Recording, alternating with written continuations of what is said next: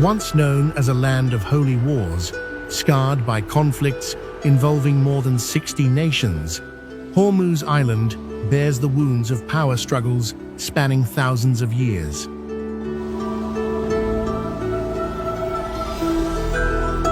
In the nights when alarm sirens along the Persian Gulf ring out faster than information itself can travel, this island quietly holds the lifeline of humanity, with 20% of the world's oil supply flowing through it every single day.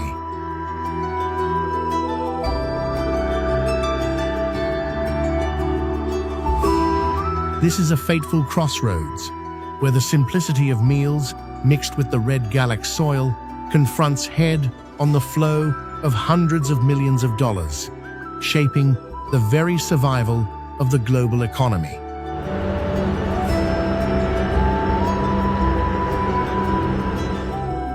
But behind that political weight lies a geological reality even more unforgiving.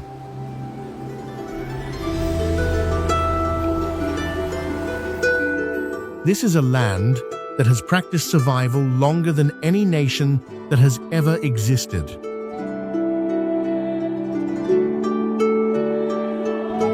It was from the violent forces between tectonic plates that Hurmaz Island was thrust up from the ocean floor as a one-of-a-kind salt wonder.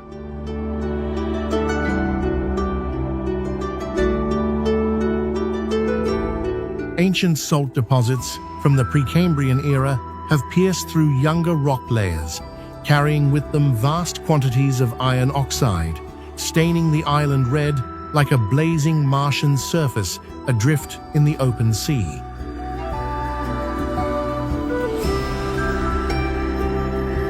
This is not the Hurmaz the world argues over. This is the Hurmaz that was forged before history began and has never stopped burning.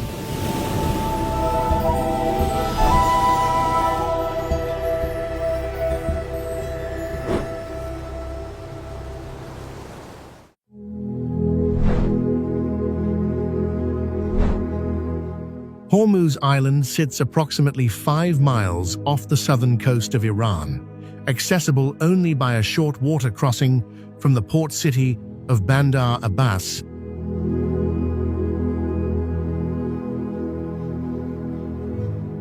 Yet the distance between its appearance and any reasonable expectation of what an island should look like is far greater than any boat journey can measure.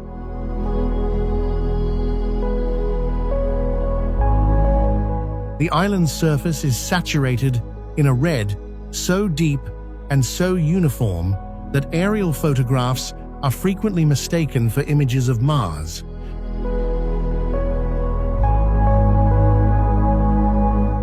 Not because the color has been enhanced or filtered, but because the mineral composition of the soil is genuinely extraordinary. A concentration of iron oxide and hematite deposits so dense that the ground itself seems to radiate heat even at rest, even in shadow, even at the hour before sunrise, when the light has not yet arrived to justify it.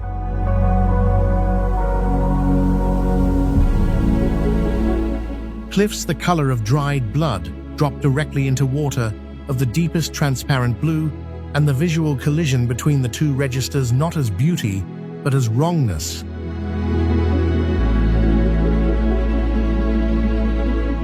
As if something geological has gone unsaid for too long. As if the island is making an argument the eye has no framework to process.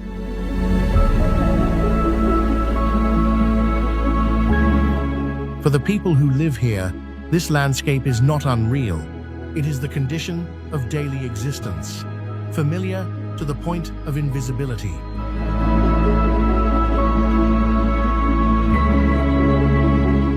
The red soil of Hurmaz, known locally as Galak, is not merely a geological phenomenon.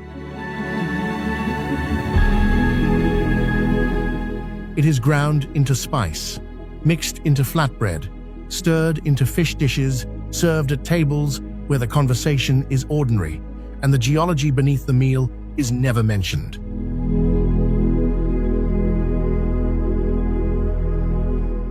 The island's population has learned to consume the earth itself.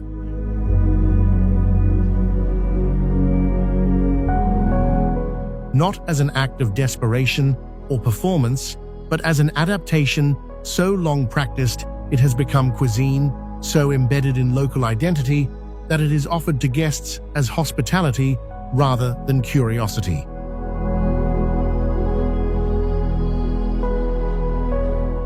What looks from the outside like impossibility is, from the inside, simply dinner.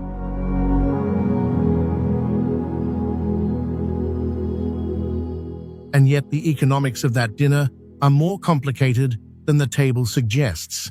The fishermen who supply the catch navigate waters that carry, on any given morning, a volume of petroleum commerce worth more than the entire annual GDP of many nations.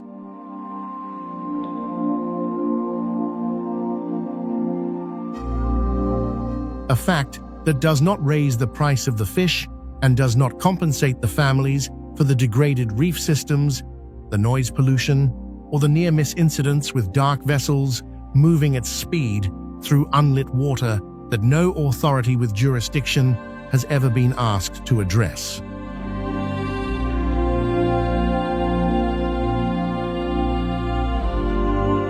Hurmaz became this red through a process called salt diaporism.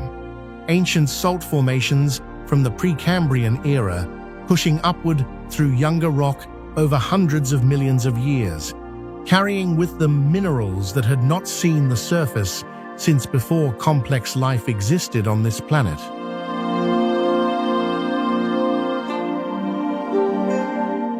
Every rainfall reshapes the islands slightly, dissolving and redistributing what the salt domes have spent millennia compressing, carving new channels through terrain that was different last season and will be different again next year.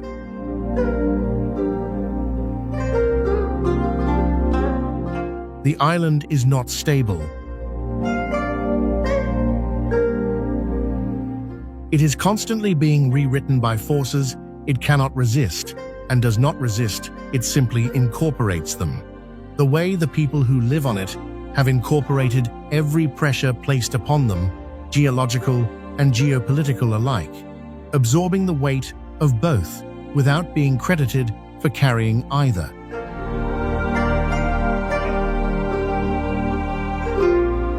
The weight carried by Hurmaz Island within the global economic system is disproportionate in a way that is almost comic in its extremity, and would be comic if it were not so consequential for the people living within it.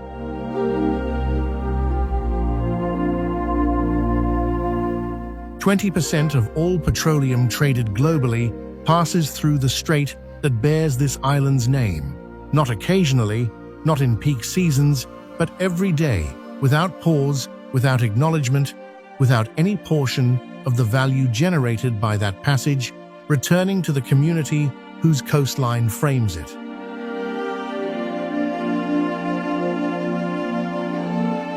Futures markets in London, New York, and Singapore price crude oil with constant reference to what is happening in the Gulf, and the name Hurmaz appears in financial news feeds with a regularity that the island's few thousand residents have never been consulted about and cannot influence.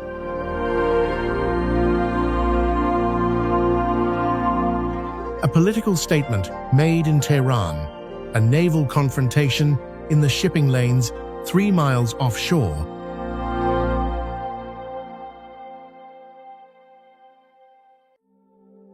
A weather system that delays tanker scheduling for 48 hours. Each of these events can move global oil prices by several dollars per barrel within hours.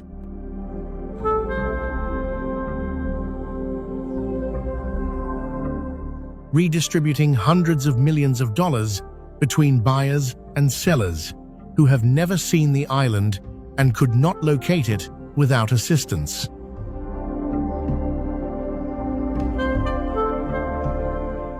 The island does not participate in these transactions.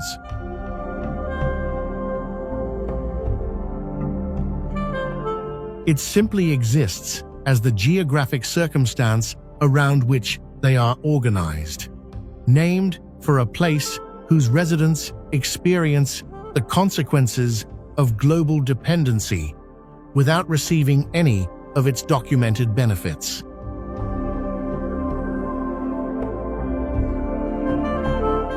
The tension today is the familiar tension of a place that has been discovered from multiple directions simultaneously and by interests that do not coordinate with each other.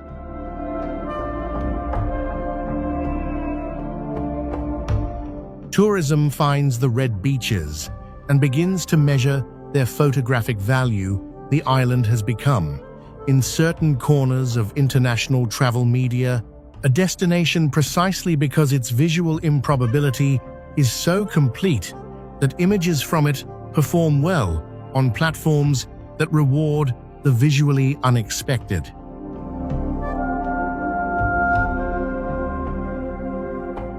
The question of how many visitors a landscape this geologically fragile can absorb before it loses the very quality that made it worth visiting remains unanswered, debated quietly between a community that needs income and a coastline that has no mechanism for filing a complaint.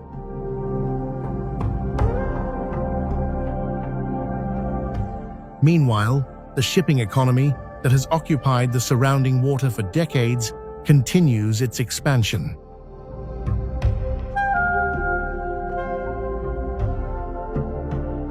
The Shadow Fleet adds vessels to the corridor that the island's fishermen must navigate around, and the tourism economy and the petroleum economy compete without acknowledging each other's existence for the right to define what Hurmaz Island is for.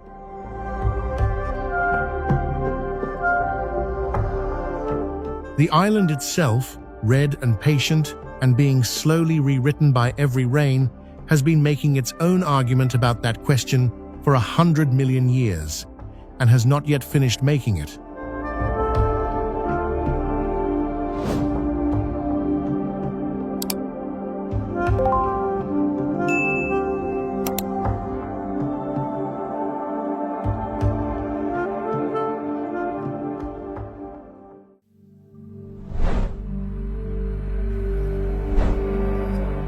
Keshem is the largest island in the Persian Gulf.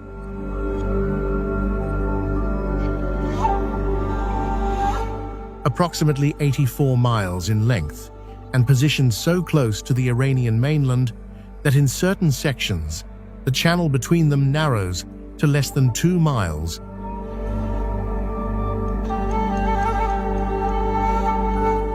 And it contains within its interior a geological archive, so complete and so exposed at the surface that walking across certain sections of its terrain feels less like travel and more like reading.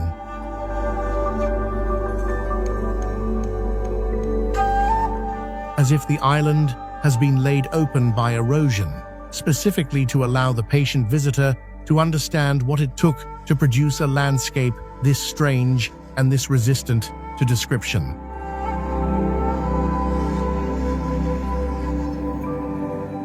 The Valley of Stars, known in Farsi as Darak,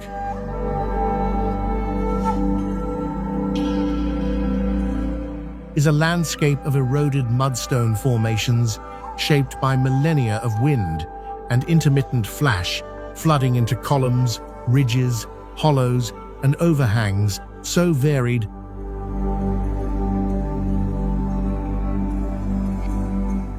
and so non-repeating in their patterning that the human eye keeps searching for organizing logic and keeps failing to locate it.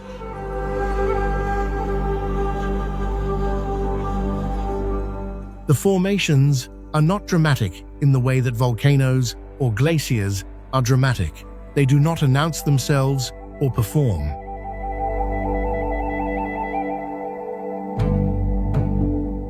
They are strange in the way that only deep time is strange. accumulated, patient, and entirely indifferent to whether anyone is looking.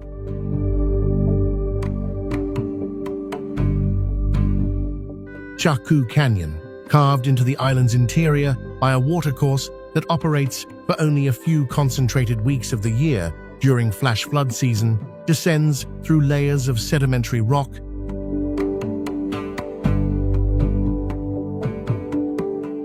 that record climatic shifts spanning tens of millions of years, each stratum a different color and a different chapter in a geological narrative that the canyon walls have agreed to display simultaneously.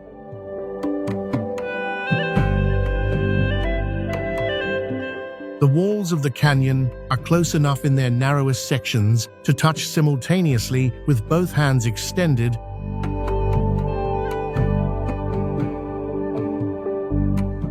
and the strip of sky, visible above, is reduced to a ribbon of light so narrow that the canyon interior remains genuinely cool, even in the months when surface temperatures exceed 105 degrees Fahrenheit.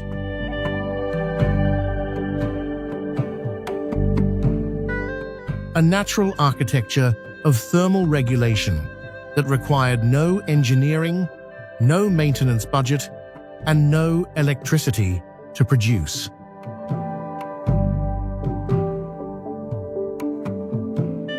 For the communities that live on Keshem, the island's geological complexity has never been spectacle or inconvenience.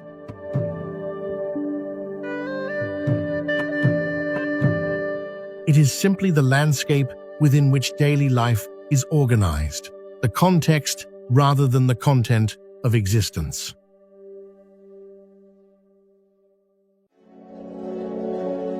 Traditional Bandari architecture found across the island.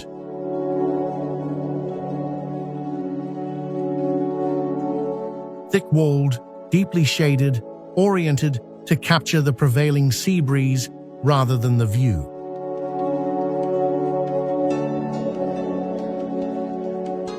Reflects a centuries-long process of negotiation with heat so extreme and persistent that every structural decision is ultimately a thermal decision.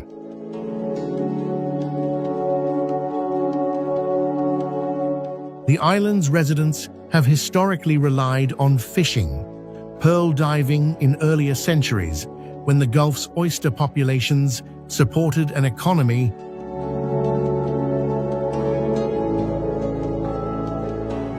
and more recently on free trade zone status that brought manufacturing, fuel re-export, and cross-strait commerce to the island's eastern section.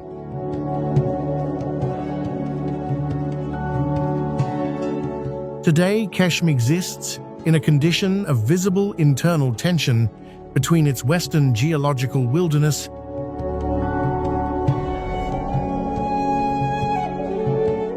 unmediated, difficult, and increasingly visited.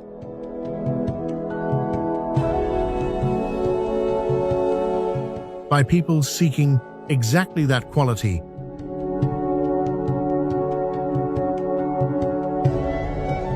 and its eastern economic ambition, where container yards and petrochemical facilities operate in full view of the mudstone formations that have been there since before the concept of industry existed.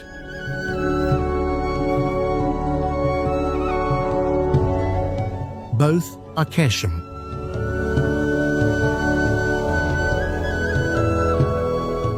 Neither is willing to stop being Keshem.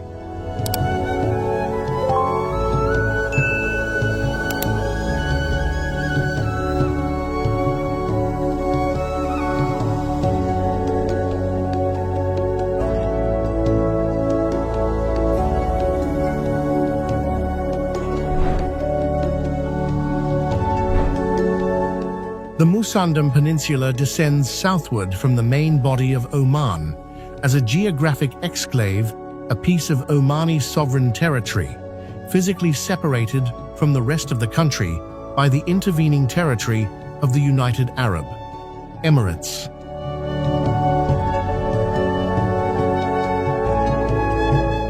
a piece of Omani sovereign territory physically separated from the rest of the country by the intervening territory of the United Arab Emirates.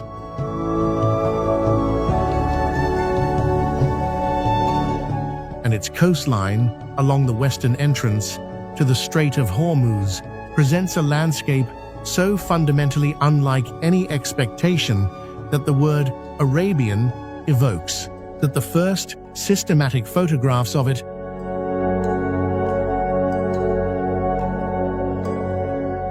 taken in the mid-20th century were reportedly viewed with skepticism by people who had not been there and were shown them without context.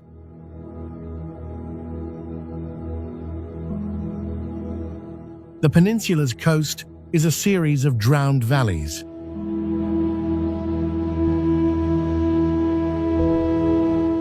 Narrow inlets carved by ancient river systems that cut through limestone when sea levels were dramatically lower than they are today.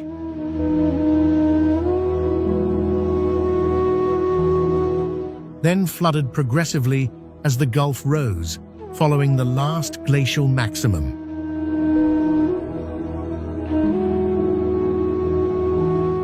That function as fjords, their walls rising vertically for hundreds of feet from water so dark and so geometrically still in the absence of wind that the reflection of the cliff faces is nearly indistinguishable from the cliffs themselves.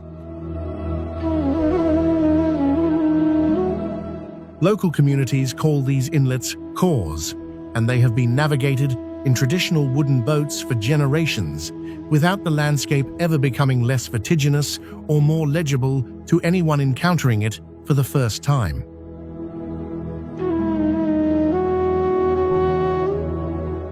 The geological record embedded in Musandam's rock faces is extraordinary in its accessibility.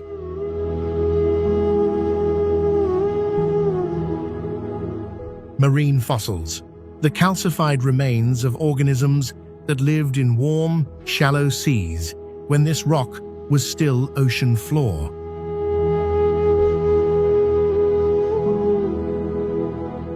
Appear at elevations exceeding a mile above current sea level.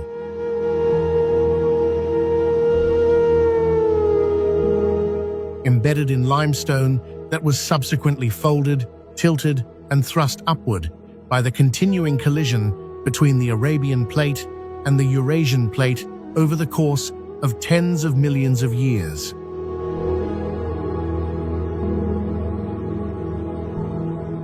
The collision that produced these altitudes has not concluded.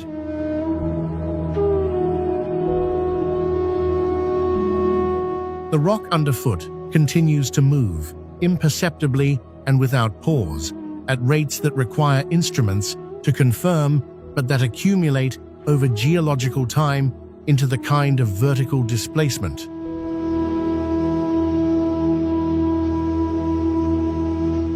That puts seashells at mountain height and makes standing on Musandam's peaks feel like occupying a position in an argument between continents that has not yet reached its conclusion.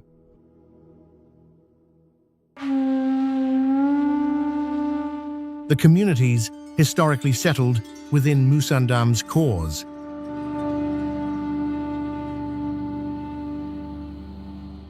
Primarily the Shihu people, whose linguistic and cultural traditions differ in notable ways from both mainland Oman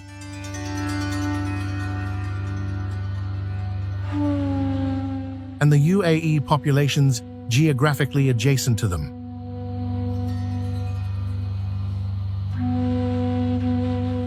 Organize their existence around the particular conditions of core life, fishing in waters sheltered from the Gulf's main current patterns, communicating between inlet communities by boat rather than by overland path,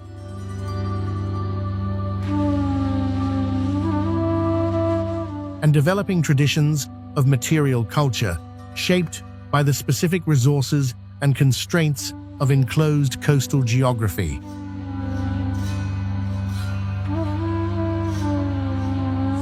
The isolation that different core communities maintained from one another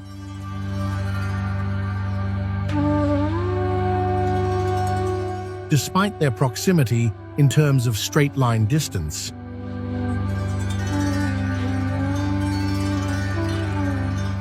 Created conditions for divergent practices within a very small geographic area.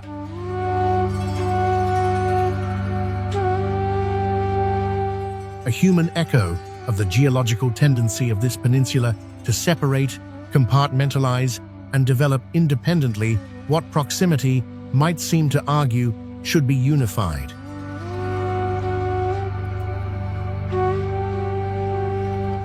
Today, government ferry connections and increased recreational boat traffic have reduced the physical isolation of individual core communities, without having yet produced the cultural homogenization that isolation's removal usually accelerates.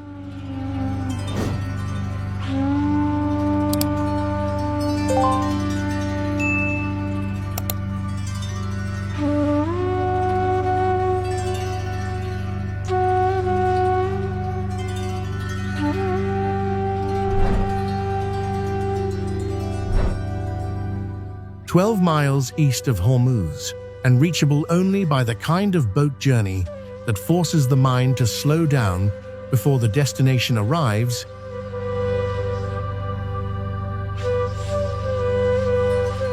Hengam Island presents a visual contradiction so complete that it seems designed to disorient anyone carrying expectations from the island they just left.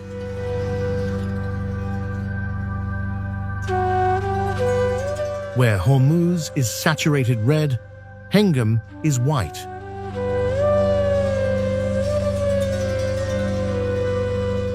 Not the white of sand, bleached by overuse, or the manufactured white of resort beaches, but the white of fine-grained sediment mixed with mica flakes so small they are invisible individually and collectively blinding in aggregate.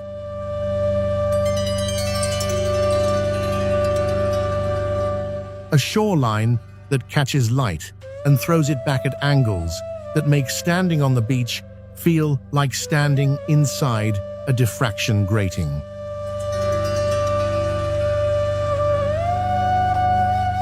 The surface constantly shifting between silver and gold, depending on the angle of the sun and the position of the observer.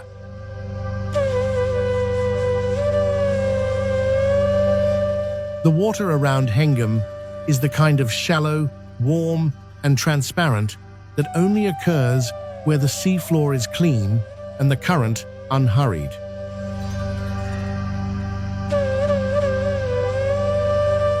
And the industrial traffic has not yet thoroughly redistributed what lives at the bottom.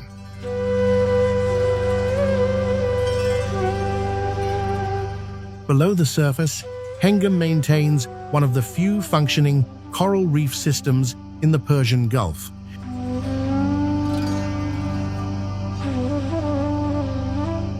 That has not yet been comprehensively destroyed by a combination of shipping traffic, anchor damage, rising sea temperatures, and agricultural runoff from the Iranian coast.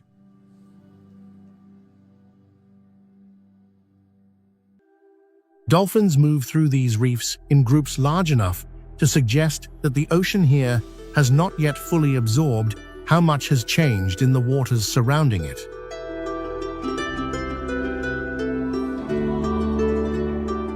That some section of this ecosystem is operating on a timeline that has not yet fully registered the 20th century, let alone the 21st.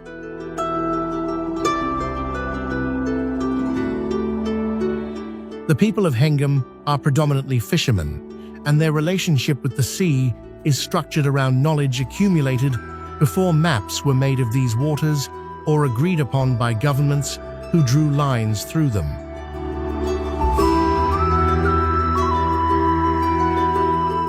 Hengam became this way clear, biologically intact, visually improbable through geological isolation.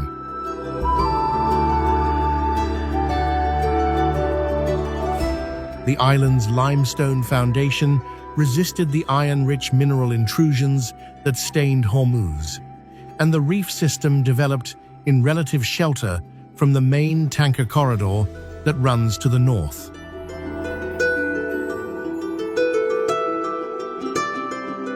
Today, that corridor creeps closer every decade, the traffic growing heavier, the vessels larger, the displacement of water more significant with each passing season.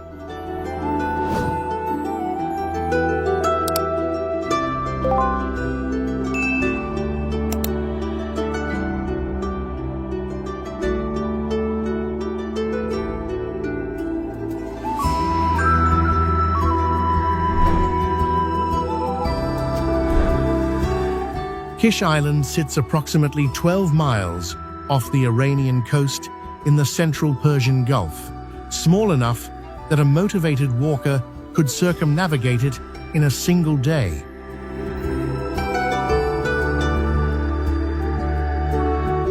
And its most recognized landmark is not a natural formation or a historic monument, but a failure.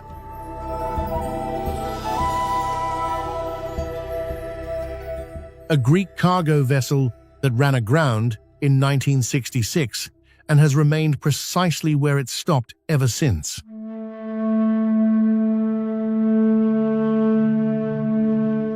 Rusting into the shallow water at the island's northern beach with the resigned permanence of something that abandoned the pretense of going anywhere a very long time ago.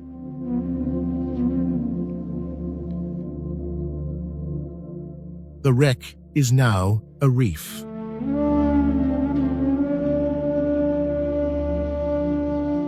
Coral has colonized the hull in formations that have developed their own internal logic.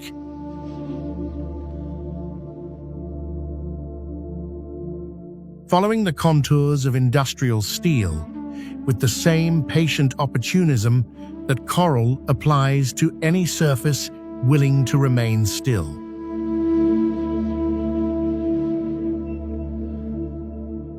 Fish move through the engine compartment in species and numbers that the engine compartment was not designed to accommodate.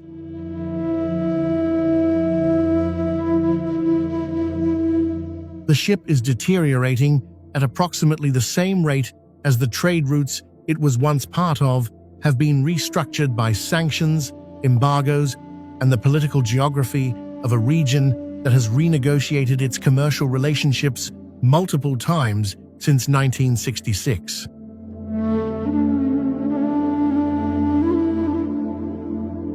Which is to say, it is deteriorating slowly, visibly, and without apparent urgency.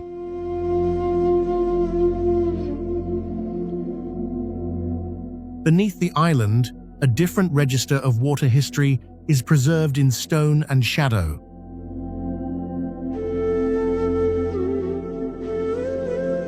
The Kari's underground city is a network of ancient Qanat tunnels, hand-excavated water channels, first constructed approximately 2,500 years ago to carry groundwater from inland aquifers to surface communities across terrain where surface water does not exist.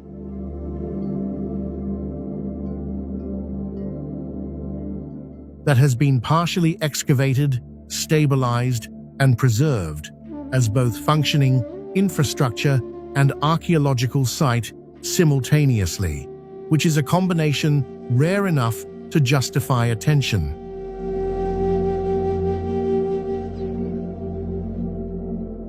The walls of these tunnels contain fossilized seashells, the mineralized remains of organisms that lived and died when this limestone was still ocean floor, embedded in rock that subsequently became desert surface, was then cut through by human hands seeking water,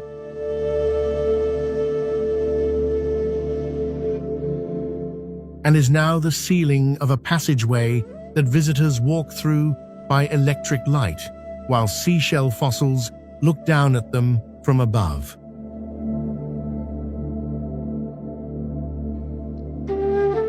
The layers of time available in a single tunnel section, marine, geological, hydrological, historical, are so compressed and so accessible that the space functions as an involuntary museum of everything this island has been.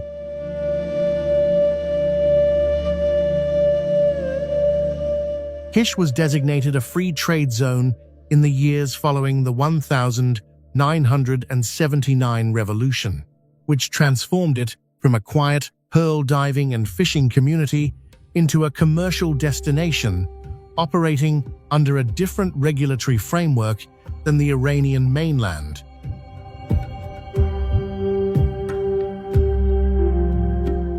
A deliberate economic anomaly built on the island's geographic isolation and intended to create a space where international commerce could continue regardless of the political pressures constraining trade elsewhere.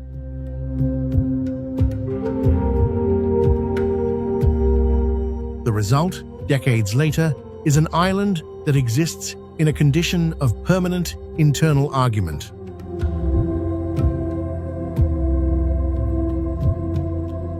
Luxury retail complexes, visible from beaches where hawksbill turtles still select nesting sites by criteria that predate commerce entirely.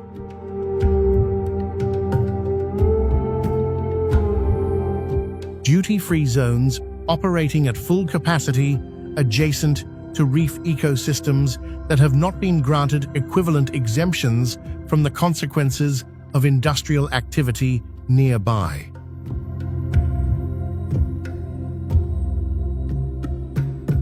Kish is simultaneously an economic experiment and a biological one, and the two experiments have not yet agreed on what the island is for.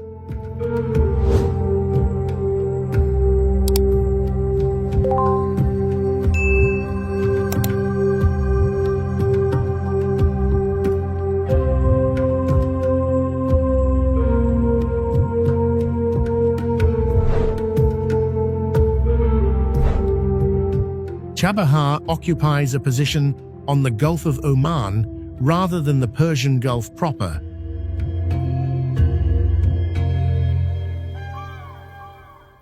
Outside the Strait's geometry, rather than within it.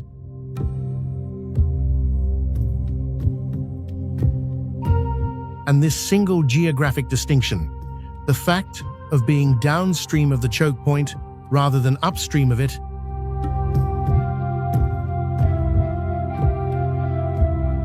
has made the port the focus of sustained infrastructure investment from directions that have not otherwise found much common purpose.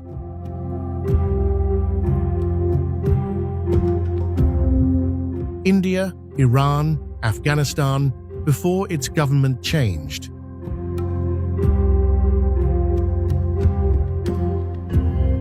And various international consortiums have, at different times, identified Chabahar as the solution to a problem the Strait creates.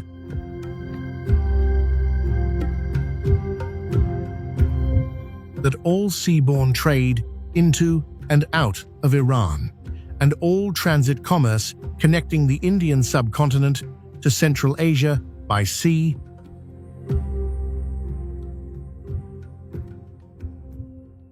must currently pass through 21 miles of water that one sustained geopolitical disruption could render temporarily impassable.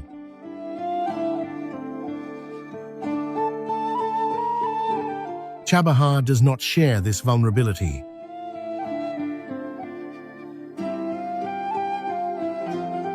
It is the bypass that geography provided, and that politics has spent 3 decades trying to activate.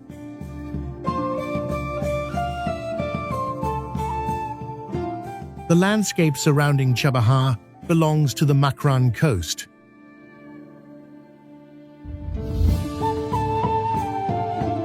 A stretch of territory formed by the subduction of the Arabian Sea floor beneath the Eurasian plate,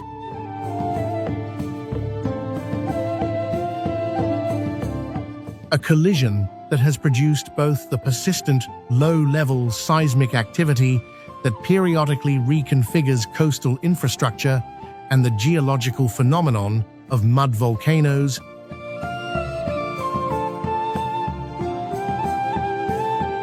which emerge from the surrounding terrain as conical formations ranging from a few feet to several hundred feet in height.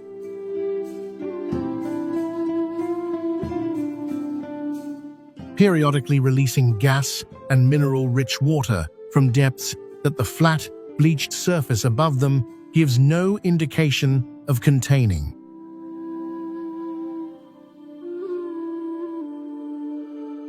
The Makran mud volcanoes are among the most concentrated expressions of this geological process found anywhere on Earth.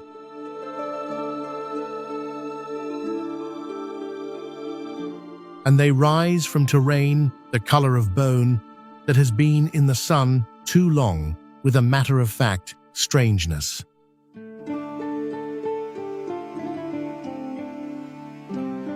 Not erupting, not dormant, but doing something in between, exhaling slowly, continuously.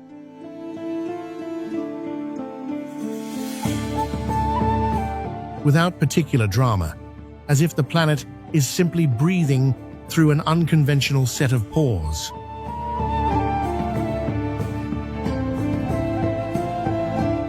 The Baluchi communities, whose roots in the Chabahar region extend back more than 2,000 years, have existed at the intersection of maritime trade routes connecting the Arabian Peninsula, the Indian subcontinent, and the Iranian plateau for long enough that their material culture, cuisine, textile traditions, and architectural practices reflect all three directions of influence simultaneously.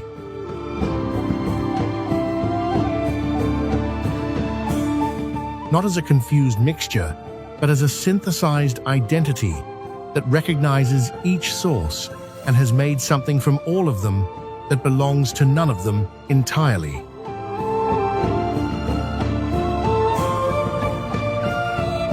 The deep water port that international investment is attempting to scale around and alongside their existing city was, for most of their history, simply the sea.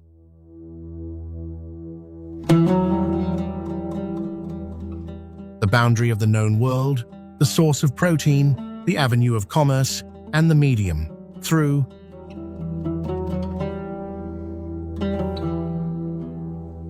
which strangers arrived with things to exchange, and, occasionally, with intentions less straightforwardly commercial.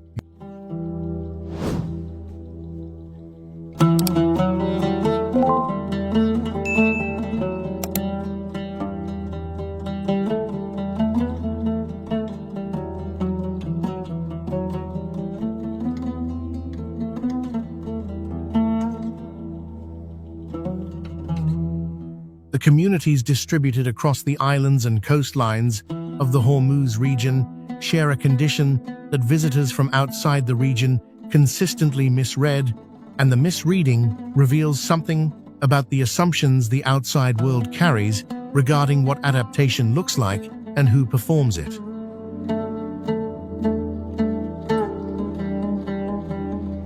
These are not poor communities living beside wealth, not peripheral populations accidentally positioned near something important, not survivalists clinging to margins by ingenuity born from desperation.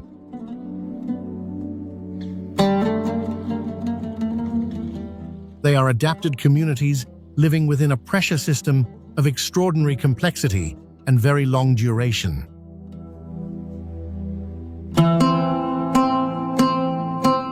A system of heat, water scarcity, geological instability, geopolitical tension, and maritime traffic that has been producing conditions requiring adaptation since long before any of the current political arrangements existed to define who controls what.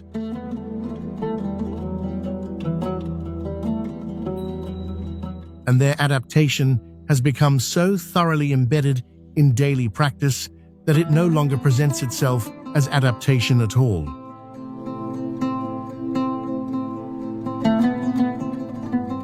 It presents itself as life, which is what successful adaptation always eventually becomes.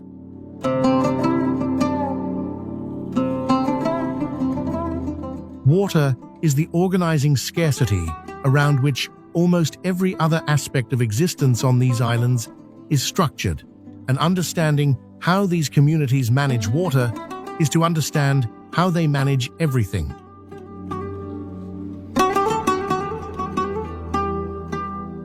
The islands of the Hurmaz region receive rainfall measured in inches per year rather than feet, and their groundwater reserves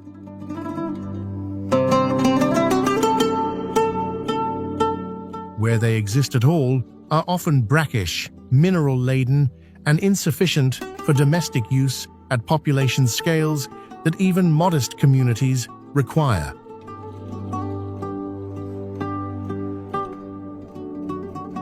Fresh water arrives by barge from the mainland, purchased at prices that reflect the logistics of marine transport, rationed by household and by season, and consumed with an attention to volume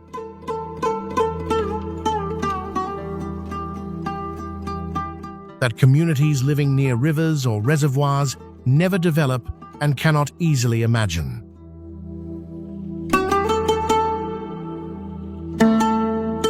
Cooking methods minimize water use.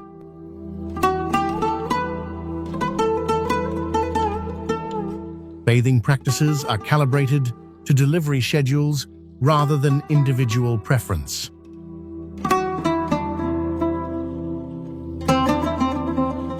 The knowledge of how to live comfortably within severe water constraint has been accumulated across generations and is transmitted not through instruction but through example.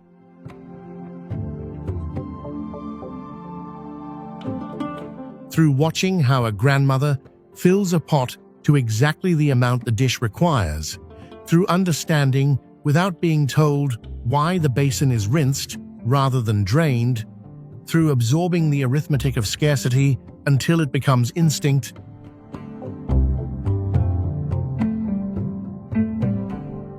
The badger wind towers that appear on older structures throughout the coastal communities of this region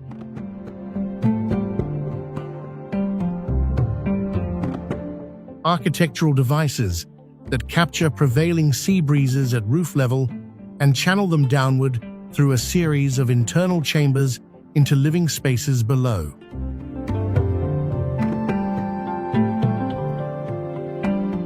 Are among the most quietly remarkable engineering achievements in the history of human response to heat.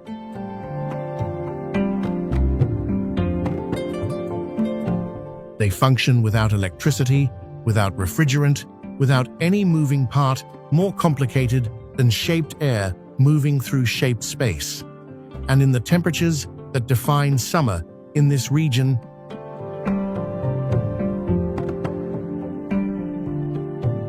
regularly exceeding 104 degrees Fahrenheit, with humidity from the Gulf adding to the thermal burden.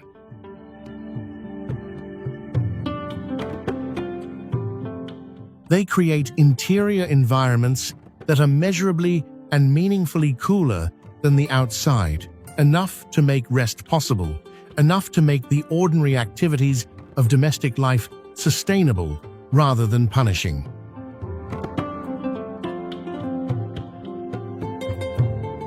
The knowledge required to build them correctly, to orient them toward the prevailing wind, to proportion their internal chambers to the specific thermal conditions of a particular site, to understand how the surrounding structure will interact with what the tower captures,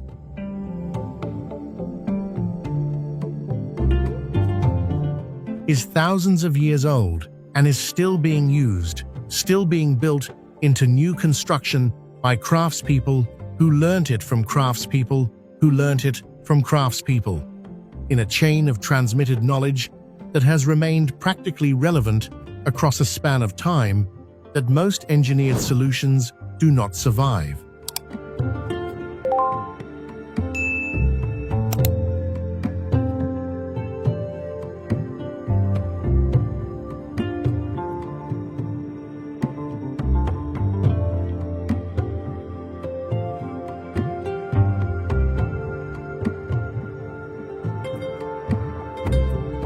Hurmaz should not exist, as it does a geological paradise, performing the function of a global choke point.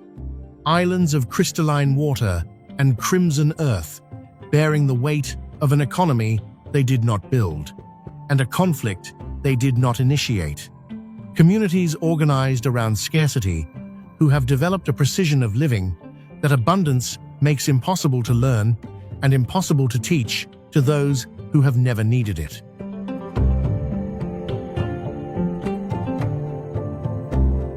The Strait is not the anomaly here.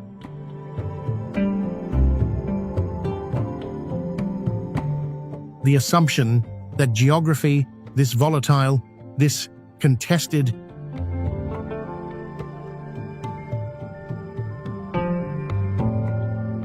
and this fundamentally resistant to human control could ever be made permanently stable, that the 21 miles could be domesticated by surveillance, by treaty, by the sheer accumulated weight of economic dependency is the anomaly, and the people who have lived within it longest understood that long before the tanker routes were drawn through their fishing grounds or the naval vessels arrived to watch each other across their water.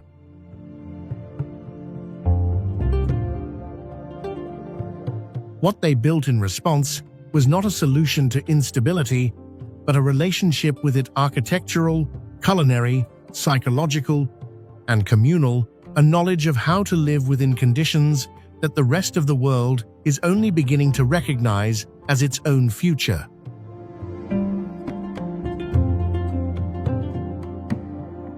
As climate pressure, resource competition, and the slow redistribution of habitability continue to redraw the terms on which human communities can exist in the places they have chosen, what the Hurmaz region has always known, that survival is a practice refined across generations rather than a problem solved by technology, and that adaptation is not a last resort, but a first language spoken fluently only by those who learnt it.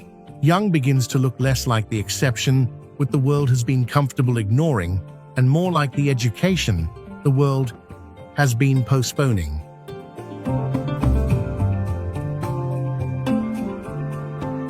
This story does not belong to one strait alone.